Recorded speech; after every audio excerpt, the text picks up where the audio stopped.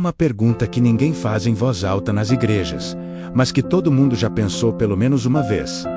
Se Deus podia salvar Estevão, por que não salvou? A resposta não está em uma teologia simples, nem em um sermão de domingo. Está nos detalhes da história que a maioria das pessoas nunca leu com atenção suficiente.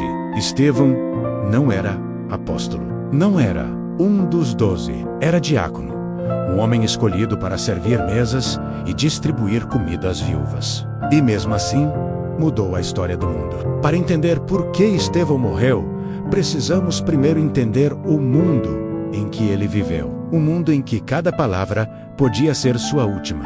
Jerusalém, no ano 30 d.C., era uma cidade ocupada. Roma controlava as ruas. O Sinédrio controlava a religião. E qualquer movimento que ameaçasse essa ordem era tratado como crime capital. A comunidade cristã de Jerusalém tinha acabado de perder seu líder. Jesus havia sido crucificado há menos de 2 anos. Os discípulos viviam sob vigilância constante. Foi nesse contexto de medo e vigilância que a comunidade cristã cresceu de 120 pessoas no Pentecostes a mais de 5.000 em poucos meses. E esse crescimento assustava as autoridades religiosas. É aqui que Estevão entra na história, não como líder, mas como presença. O texto diz que ele estava cheio de graça e poder, e fazia grandes sinais e maravilhas entre o povo. Mas o que realmente tornou Estevão perigoso não foram os milagres. Foi o que ele dizia. Estevão pregava de uma forma que ninguém conseguia refutar. O texto de Atos diz algo extraordinário, que seus adversários não conseguiam resistir à sabedoria e ao espírito com que ele falava. Não conseguiam vencê-lo no argumento. Quando você não pode vencer o argumento, você ataca o argumentador. É o que sempre acontece. E é exatamente o que aconteceu com Estevão. As acusações foram fabricadas. Testemunhas subornadas disseram que Estevão havia blasfemado contra Moisés e contra Deus. Era mentira, mas era uma mentira suficientemente próxima da verdade para ser perigosa. Por que era perigosa? Porque Estevão realmente dizia que Jesus havia mudado a relação entre Deus e o templo. Isso não era blasfêmia, mas para quem vivia do templo, soava exatamente como blasfêmia. Estevão foi apreendido e levado ao Sinédrio, o mesmo tribunal que havia condenado Jesus. O mesmo espaço, os mesmos homens, a mesma lógica de poder. E então, o texto faz algo inesperado. Antes de Estevão dizer uma única palavra em sua defesa, o narrador para e descreve o rosto de Estevão. Diz que seu rosto era como o rosto de um anjo. Por que o narrador para dizer isso? Porque é importante. O rosto de Estevão era a primeira resposta.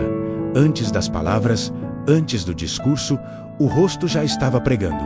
E então, Estevão começa a falar. E o que ele faz é completamente inesperado. Em vez de se defender, ele conta a história de Israel do princípio. Abraão saindo de Ur, José sendo vendido pelos irmãos e se tornando governador do Egito. Moisés sendo rejeitado pelo seu próprio povo antes de se tornar libertador. Estevão está construindo um argumento. O argumento é devastador na sua simplicidade. Israel sempre rejeitou os mensageiros de Deus antes de reconhecê-los. Sempre, sem exceção. E está fazendo isso de novo. Mas antes de chegar ao ponto final do discurso, precisamos entender quem eram os homens sentados naquele tribunal. Porque eles não eram monstros, eram guardiões. O Sinédrio era composto pelos mais eruditos, pelos mais devotos, pelos mais comprometidos com a preservação da fé de Israel. Eles não eram hipócritas. Eram guardiões que haviam confundido a guarda com o propósito. É essa distinção que torna a história de Estevão tão importante, porque o inimigo da verdade não é sempre a mentira. Às vezes, é a verdade incompleta, mantida com demasiada firmeza. Estevão conhecia as Escrituras melhor do que seus acusadores. Havia estudado no mesmo sistema deles. Falava a mesma língua. E era exatamente isso que os tornava tão ameaçadores. Quando alguém de dentro desafia a instituição usando a linguagem da própria instituição. O desconforto é de uma ordem completamente diferente do desconforto causado por um estrangeiro. E então, Estevão chega ao ponto final do discurso. E não é gentil. Ele os chama de homens de pescoço duro e incircuncisos de coração e de ouvidos, que sempre resistem ao Espírito Santo. Exatamente como seus pais fizeram, que mataram os profetas, e que agora mataram o justo. Por que Estevão disse isso? Ele sabia o que estava provocando. Sabia o que viria a seguir. Por que não suavizou, não moderou, não encontrou uma forma mais diplomática de dizer a mesma coisa? A resposta está no que acontece imediatamente a seguir. Porque o texto diz que naquele exato momento, Estevão, cheio do Espírito Santo, fixou os olhos no céu e viu a glória de Deus e Jesus em pé, à direita de Deus. Estevão não disse o que disse para provocar. Disse o que disse porque estava vendo algo. E o que estava vendo tornava impossível dizer qualquer outra coisa. Há um detalhe teológico aqui que a maioria das pessoas passa sem notar. O texto diz que Jesus estava em pé. Em todos os outros textos do Novo Testamento, Jesus está sentado à direita do Pai. Aqui, ele está de pé. Alguns teólogos dizem que Jesus se levantou para receber Estevão, como um rei que se levanta para honrar alguém que entra, como uma testemunha que se levanta para confirmar o que viu. Seja qual for a interpretação, Jesus estava de pé, presente, testemunhando, e Estevão sabia disso. E então, eles o arrastaram para fora. O julgamento havia terminado antes de começar.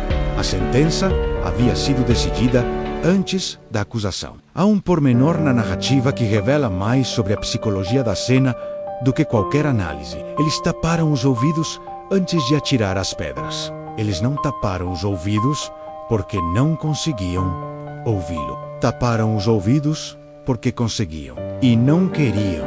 E então havia um jovem na margem da cena, guardando as vestes dos que atiravam pedras, aprovando o que estava acontecendo. Seu nome era Saulo. A história de Estevão e a história de Paulo são mais entrelaçadas do que parece. O homem que viria a escrever a metade do Novo Testamento começou sua carreira religiosa, aprovando a morte do primeiro mártir cristão. Mas voltemos a Estevão, porque o que ele faz enquanto as pedras caem é tão importante quanto o discurso que o levou até ali. Ele grita, não de dor, não de raiva, não de desespero. Ele grita, Senhor Jesus, recebe o meu espírito. E então, ajoelha, com pedras caindo sobre ele, ajoelha, e faz a oração mais impossível da história do cristianismo primitivo. Ele diz, Senhor, não lhes impute este pecado, e adormeceu. O texto diz que ele adormeceu, não que morreu, que adormeceu. É a primeira vez que essa palavra é usada no Novo Testamento para descrever a morte de um crente.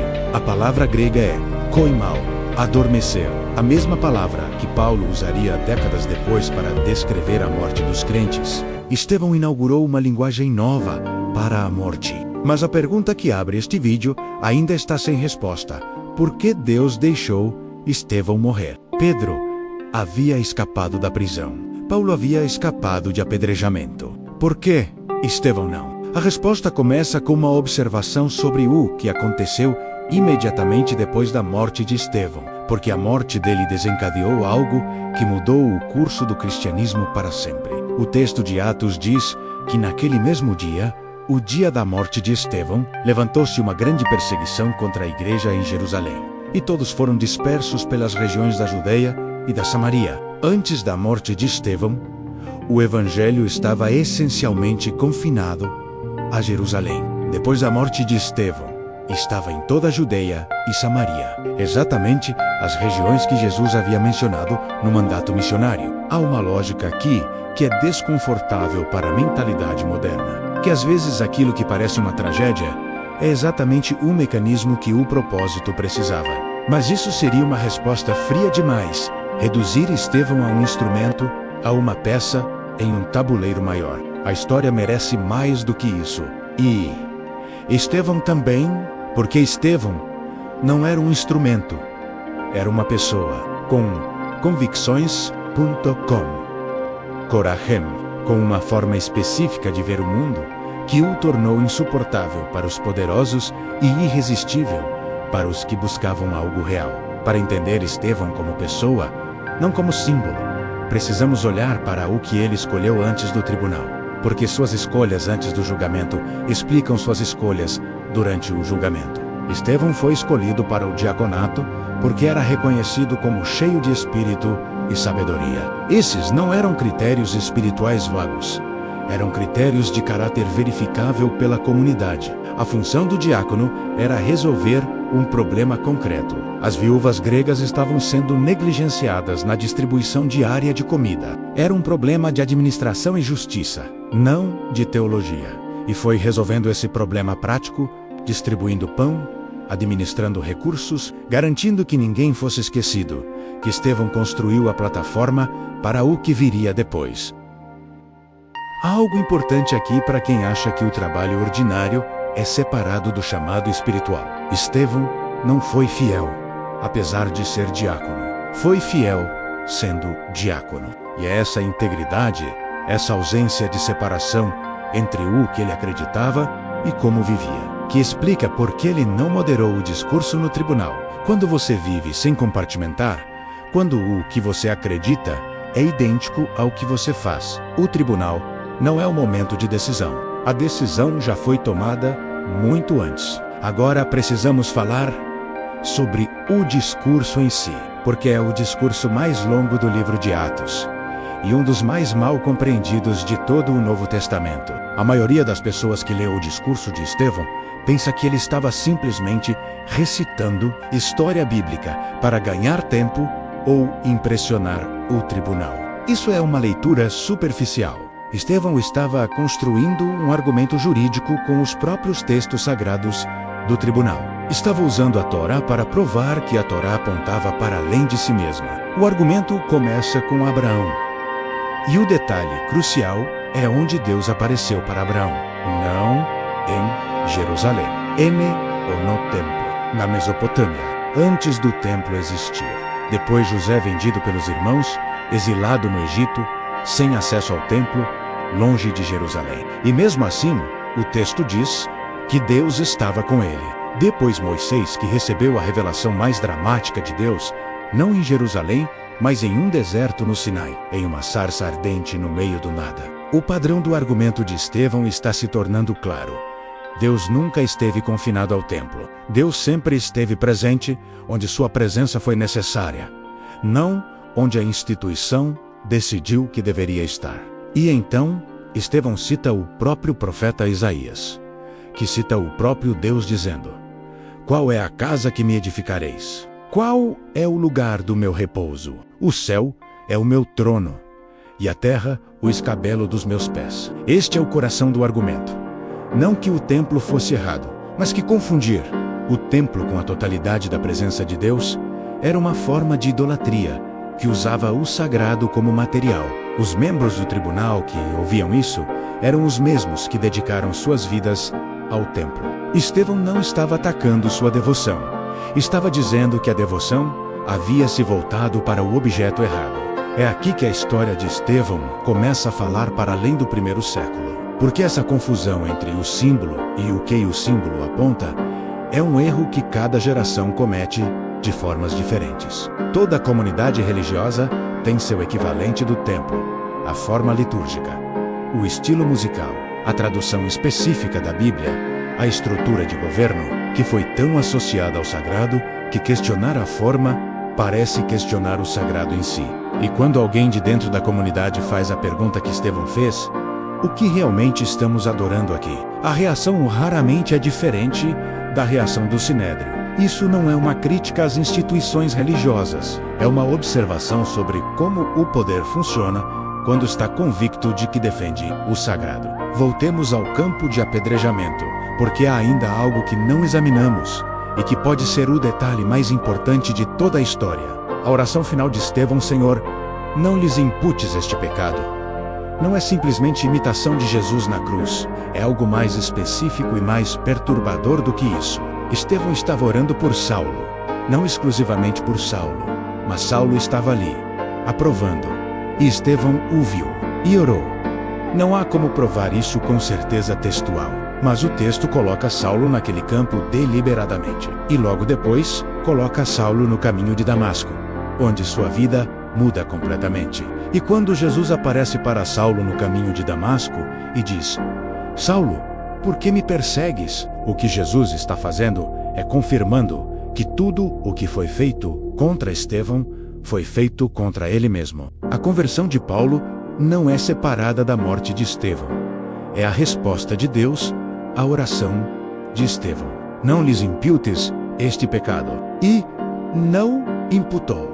E um deles se tornou o maior missionário da história. Isso responde à pergunta de por que Deus não salvou Estevão da morte? Não completamente. Mas abre uma dimensão da resposta que a pergunta original não havia considerado. Porque se Estevão tivesse escapado, como Pedro, como Paulo em outras ocasiões, Saulo continuaria sendo Saulo. A perseguição continuaria e talvez o evangelho nunca houvesse saído de Jerusalém da forma que saiu. Mas há uma pergunta mais difícil ainda.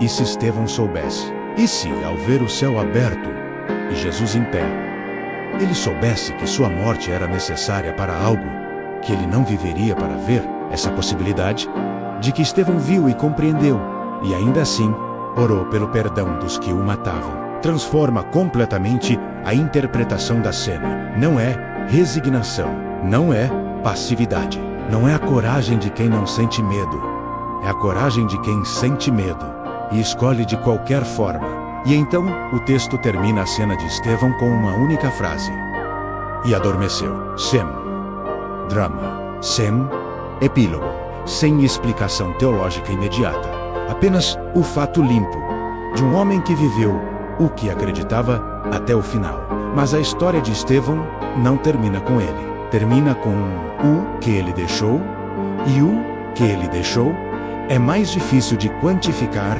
do que qualquer resultado histórico. O que Estevão deixou não foi uma teologia sistematizada, não foi uma instituição, não foi um texto. Deixou um padrão, a forma de uma vida que não separou o que acreditava do que fazia. E esse padrão, o de integridade radical entre crença e vida, é o que torna Estevão relevante não apenas para o primeiro século, mas para qualquer pessoa, em qualquer época, que esteja tentando descobrir como viver o que acredita. Há outra dimensão da história que raramente é explorada: o que a morte de Estevão fez com a comunidade que ficou. Porque os que ficaram viram algo que os que fugiram não puderam ver. O texto de Atos diz que homens piedosos sepultaram Estevão e fizeram grande pranto por ele. Não foi tratado como mártir imediatamente.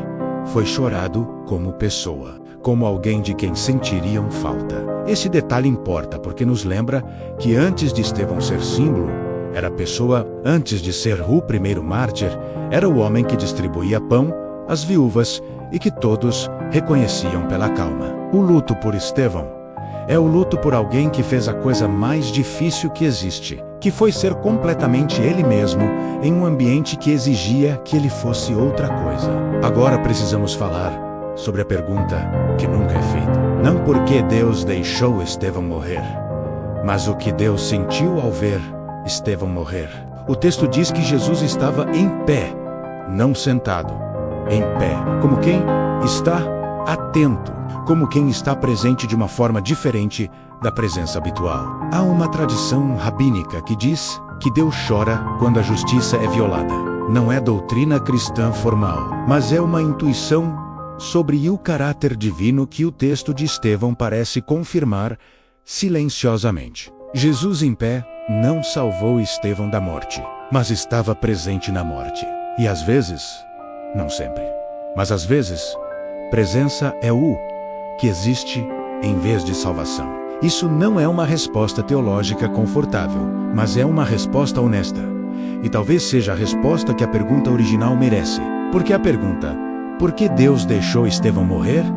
É, no fundo, a pergunta que cada pessoa faz quando enfrenta uma perda que parece injusta. Por que Deus deixou isso acontecer? E a história de Estevão não responde essa pergunta de forma que elimina a dor, mas mostra uma forma de enfrentar a pergunta, com os olhos abertos, com o coração sem amargor, com a oração de quem ainda acredita mesmo quando não entende. Estevão morreu sem saber que Paulo se converteria. Morreu sem saber que sua história seria contada por 2000 anos. Morreu sabendo apenas o que havia visto. E o que havia visto era suficiente. Há uma ironia silenciosa na história. O homem que foi morto por dizer que Deus não cabia no templo, acabou sendo honrado em templos por 20 séculos.